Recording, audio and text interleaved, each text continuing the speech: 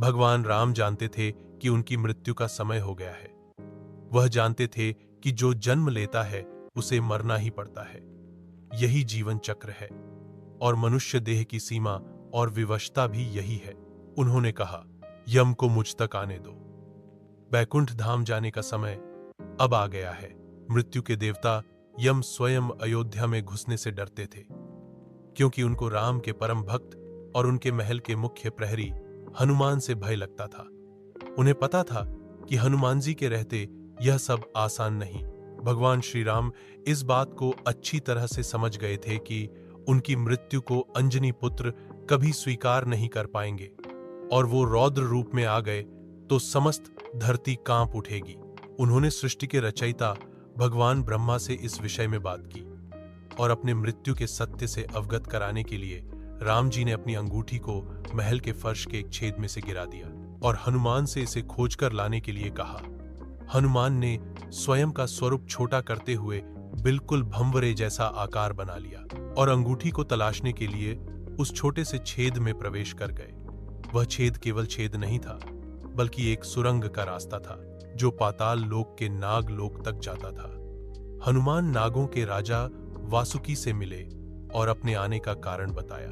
वासुकी हनुमान को नाग लोक के मध्य में ले गए, जहां पर ढेर सारी अंगूठियों का ढेर लगा था।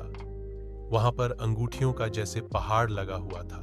यहां देखिए, आपको श्री राम की अंगूठी अवश्य ही मिल जाएगी, वासुकी ने कहा।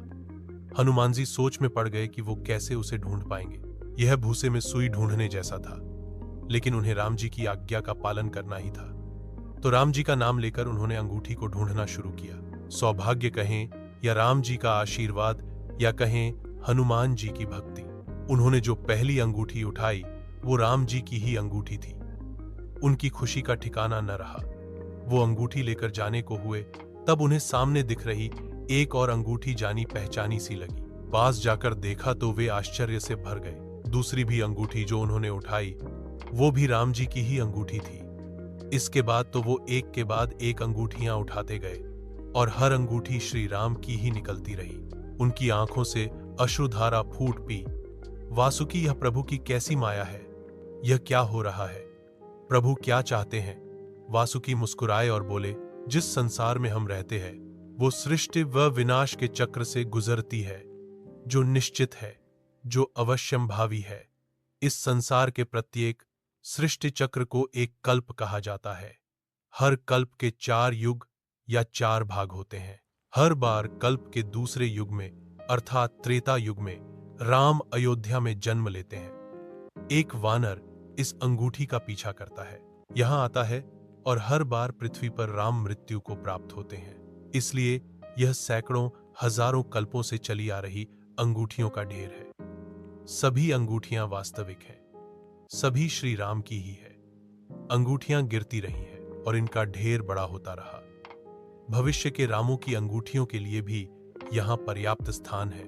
हनुमान एकदम शांत हो गए और तुरंत समझ गए कि उनका नागलोक में प्रवेश और अंगूठियों के पर्वत से साक्षात्कार कोई आकस्मिक घटी घटना नहीं थी, बल्कि यह प्रभु राम का उनको समझाने का मार्ग था कि मृत्यु को आने से रोका नहीं जा सकता।